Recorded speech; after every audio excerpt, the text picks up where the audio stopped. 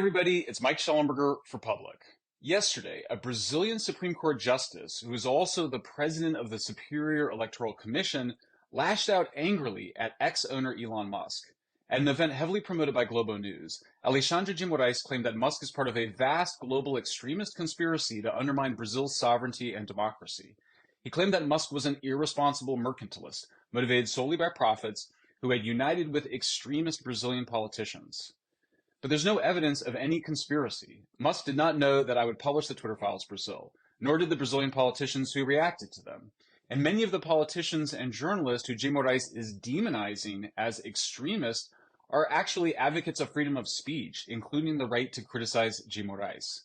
Now, it's true that some of the people who J. Moraes is censoring have urged a military intervention and have made unsubstantiated claims about elections and COVID. I do not agree with many of the statements made by the people whom J. Moraes has censored. But freedom of speech means nothing if it does not protect people and ideas you disagree with.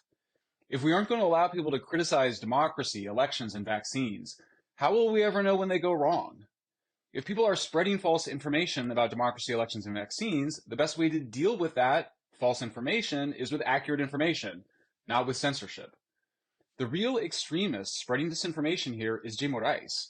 If Musk were solely motivated by money, then he would have not stood up to J. Moraes in the first place, which has resulted in the Brazilian government halting all advertising on X, the resignation of X's top lawyer in Brazil, who feared for his safety, and it may result in J. Moraes shutting X down in Brazil. He's not simply demanding that social media platforms censor specific content by controversial journalists and politicians. J. Moraes is demanding that all social media platforms ban them for life.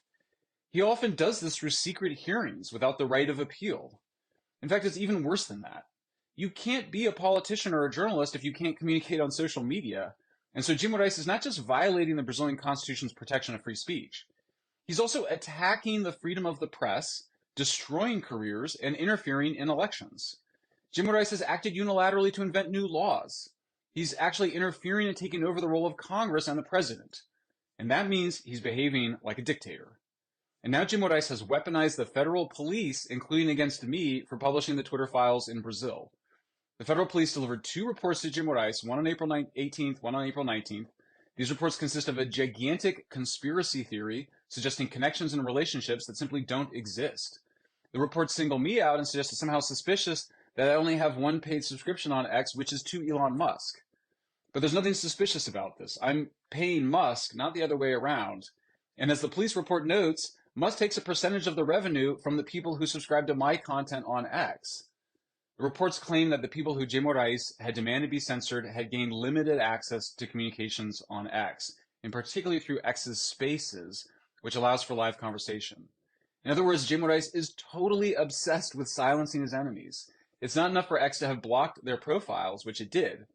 He also doesn't want them to be able to use their voice.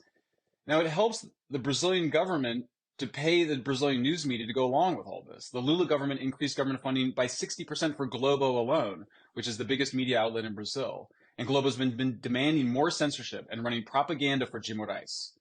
The bottom line is that J. Moraes is a brutish authoritarian. His censorship is as bad as the censorship imposed by Brazil's military dictators. He's seeking as a judge to eliminate particularly politicians and journalists from public life. This is hardly the first time that J. Moraes has weaponized the federal police.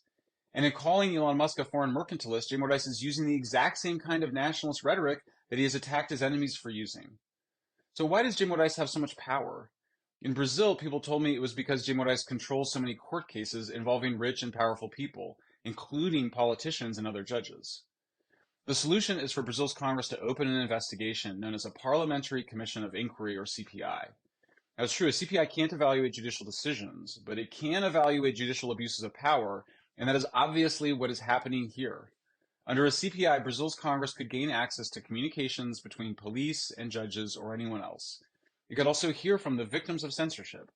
It could bring light to thousands of cases under secrecy. And it could discover how social media platforms were compelled to obey or collaborated with the regime. Musk has taken extraordinary and historic actions to protect freedom of speech. So too has the U.S. Congress. Now it's time for Brazil's Congress to act against the anti-democratic extremism of J. Moraes.